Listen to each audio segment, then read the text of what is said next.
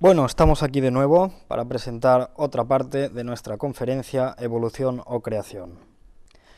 Hoy tenemos previsto empezar la quinta parte, Implicaciones en la sociedad, y no me cansaré de decir que es importante haber visto las otras 4 partes para entender esta quinta.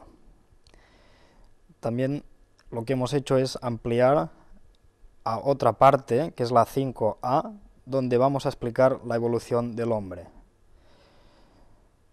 Vamos a empezar con esta quinta parte y el objetivo es responder a estas 3 preguntas. ¿Qué implica que la Iglesia Católica acepte el evolucionismo? ¿Qué implica aceptar el evolucionismo? ¿Y qué implica aceptar el creacionismo? Vamos a empezar con la primera. ¿Qué implica que la Iglesia Católica acepte el evolucionismo? Ya vimos que la Iglesia, el Vaticano, el Papa, después de unos cuantos años de no aceptarla, esta teoría la ha acabado aceptando. Incluso no quiere saber nada de los creacionistas, los que creen en el Génesis, en la versión de la Biblia que dice que Dios creó todo en 7 días. Pues bien, ya sabemos, ya vimos en otras partes que el Papa se decanta por el modelo de evolución de Charles Darwin. Básicamente todo ha ocurrido en millones de años y el hombre viene del mono. Pues bueno, si creemos en el evolucionismo, no se puede creer en el Génesis, en el primer libro de la Biblia. Y si no se cree en el Génesis, ¿por qué vamos a creer en el resto de la Biblia? Pues esto es una pregunta que se puede hacer, creo, todas las personas que estén viendo estas conferencias. Cualquier persona con algún tipo de razón, no hace falta ser muy inteligente, se va a preguntar esto, ¿no? ¿Es que algunas partes de la Biblia son ciertas y otras no? ¿Y quién decide cuáles son ciertas y cuáles no? ¿No? Si no creemos lo primero, pero después creemos en otras cosas, ¿quién decide qué partes de este libro vamos a creer y cuáles no? Bueno, también preguntas muy normales que se puede hacer cualquier persona. Porque si algunas partes de la Biblia no son ciertas, como nos dice el Papa y el Vaticano, como es el Génesis, tenemos 2 problemas, o uno. ¿Es que Dios nos engaña o es que el Papa nos engaña? Una de estas 2. Y ahora vamos a verlas. ¿Y a quién debemos creer entonces? ¿A la Biblia, que es la palabra de Dios, o al Papa, que es la palabra de un hombre? Bueno, pues esto lo vamos a hablar ahora y cada uno tiene que decidir, porque esto es clave. Vamos a empezar un poco viendo la Biblia, ya la vimos en otras partes de estas conferencias. Vamos a ver qué nos dice de su palabra, de la palabra escrita en la Biblia. Nos dice que Dios no hace nada sin que revele sus secretos, o sea, su palabra, a sus siervos los profetas. Entonces Dios da a conocer en la Biblia sus planes y propósitos a través de los profetas. Y sabemos que el Papa no es un profeta. No aparece en la Biblia como uno de sus profetas. ¿Qué más nos dice? La palabra de Dios permanece para siempre. La palabra de Dios es eterna, o sea, siempre es válida. Pase lo que pase, en toda la historia de la humanidad, la palabra de Dios siempre es correcta, es eterna, no se puede cambiar. La palabra de Dios ilumina y señala el verdadero camino del cristiano. ¿Vale? La Biblia está escrito para iluminar y señalar el camino que debemos seguir si queremos ser buenos cristianos. Y la palabra de Dios nos fue dada para nuestra enseñanza y preparación. ¿Vale? La Biblia está inspirada por Dios y está escrita para nosotros, para prepararnos, para enseñarnos cómo ser buenas personas. Esto ya lo hemos visto, la palabra de Dios es correcta, es verdad, y Dios no miente, siempre dice la verdad y detesta la mentira. Creo que esto está bastante claro en estas citas, que cada uno las lea por su cuenta Incluso pasamos ya al Nuevo Testamento. Bueno, hay gente que dice que la creación es algo del Antiguo Testamento, algo que, bueno, es algo antiguo, que ya no, que no. Pues bueno, vamos a ver por qué aquí en el Nuevo Testamento está muy claro que los profetas y Jesucristo habla de la creación. Entonces, aquí hay una conexión entre el Nuevo Testamento y el Antiguo que no puede separarse. Esto es un mismo libro, no son dos distintos. Sí que se pueden separar, pero uno está relacionado con el otro. Entonces, en el Nuevo Testamento ya se habla de la creación. En los días de Noé, Pedro, aquí habla sobre el diluvio también. En Romanos se habla desde Adán. El pecado entró en el mundo por un hombre, que fue Adán. En Corintios, Timoteo, Adán, todos, así como en Adán todos mueren, fue hecho el primer hombre Adán, porque Adán fue formado primero, después Eva. A ver, esta gente que está en el Nuevo Testamento está hablando de la creación, de Adán, de Eva, por algo será. Mateo y Marcos, y están aquí hablando en nombre de Jesucristo. No hay duda de que Cristo creía tanto en la creación como en el diluvio, descritos en el Génesis. O sea, incluso Jesucristo habla de la creación y del diluvio y del Génesis. Esto no esconde nada, lo dice claramente y aparece en el Nuevo Testamento. Y tenemos a Lucas también, como fue en los días de Noé, hablan del diluvio. Pues todo esto ya se habla en el Nuevo Testamento.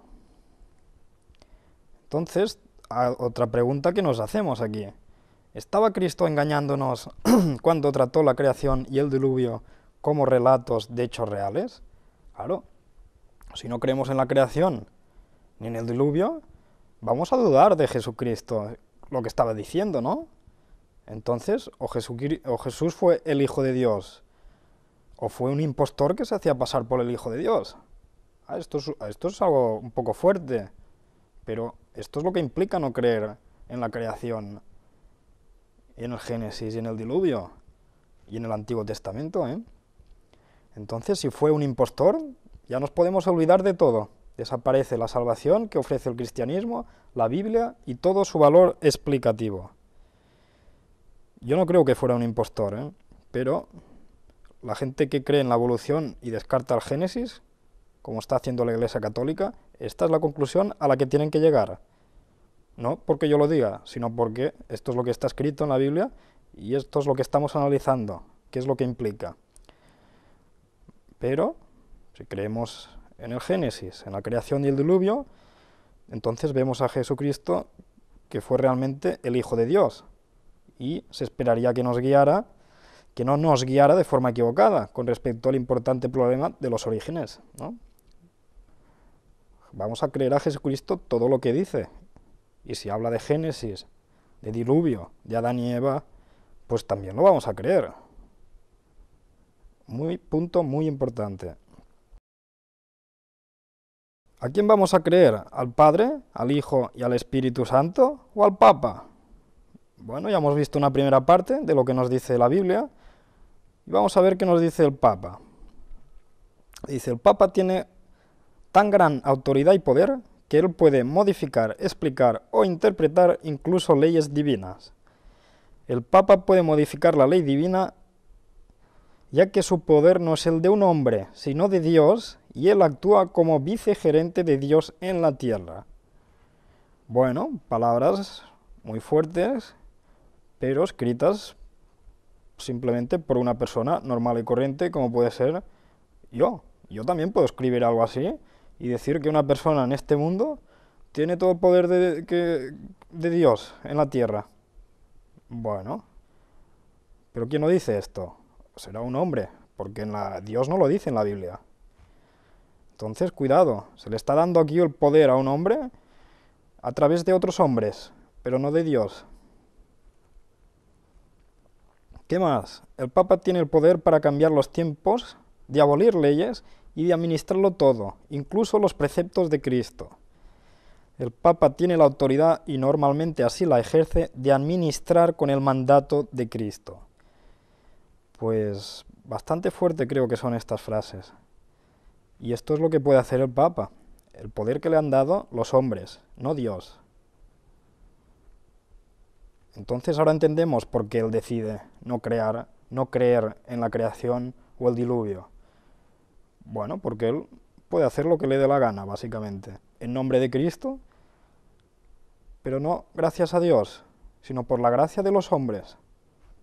Bueno, interesante, pero incorrecto. Porque la Biblia lo deja claro, porque hay un solo Dios y un solo mediador entre Dios y los hombres, Jesucristo hombre.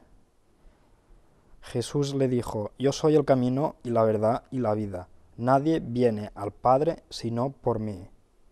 Y esto es clave. Y si la gente entendiera estas dos frases, nadie creería lo que está haciendo el Papa. Y todo el mundo dejaría la Iglesia Católica porque no tiene ningún sentido creer en esto. En que el Papa es el pontífice, es el puente entre la tierra y el cielo.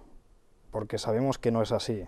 El único que lo fue Jesucristo, que vino a la tierra como hombre para salvarnos a todos.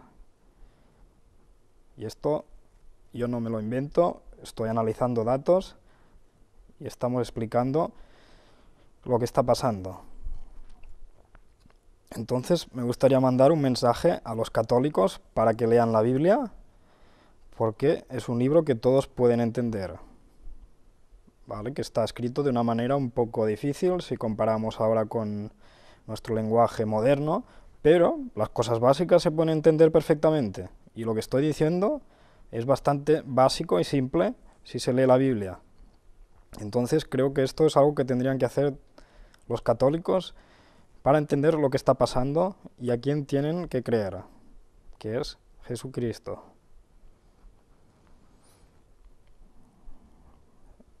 Aquí dice, respondiendo Jesús les dijo, mirad que nadie os engañe, porque vendrán muchos en mi nombre, diciendo yo soy el Cristo, y a muchos engañarán.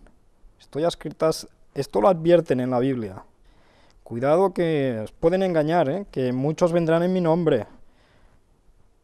Bueno, pues aquí nos lo advierte, y quien advierte no es mala persona. Si me amáis, guardad mis mandamientos. Importante guardar los mandamientos de Dios y la fe de Jesús.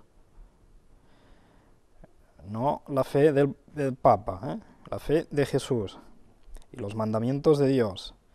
Unos mandamientos que han sido cambiados incluso por el mismo Papa y la Iglesia Católica. Curioso, estos mandamientos que están en Éxodo, segundo libro de la Biblia, pues tenemos varios cambios que ha hecho el Papa y la Iglesia Católica. El 1, el 2 y el 4, sobre todo.